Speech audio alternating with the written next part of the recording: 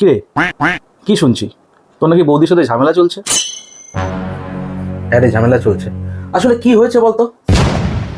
কি হয়েছে আমাকে বলতে হবে না, বৌদি ফোন করেছিল, আমার সাথে কথা হয়েছে। তুই নাকি সব জায়গায় যাওয়ার আগে কৈফিয়ত চাইছিস, এতক্ষণ টাইম কেন লাগছে কৈফিয়ত চাইছিস, এত পজিটিভনেস কেন দেখাচ্ছিস তুই? তুই তো আমাকে ছোটবেলা থেকে চিনিস, আমি একটু পজিটিভ। আর ও তো আমাকে জেনে শুনেই বিয়ে করেছে। আরে ভাই, এখন সমাজ অনেক পাল্টে গেছে। তোর বউ ওয়ার্কিং ওম্যান, ওর একটা স্বাধীনতা আছে। ও স্বাধীন দেশের স্বাধীন নাগরিক, ওকে স্বাধীন মতো থাকতে দে। আমরা এগুলো করি বলে আজকে জানিস তো ভারতবর্ষে এই ডিভোর্স রেটগুলো বাড়ছে।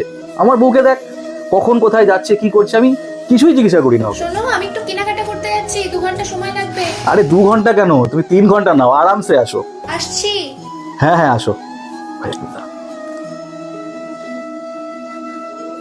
হ্যাঁ স্নেহা, 2-3 ঘন্টা ঘর ফাঁকা আছে, চলে আসো।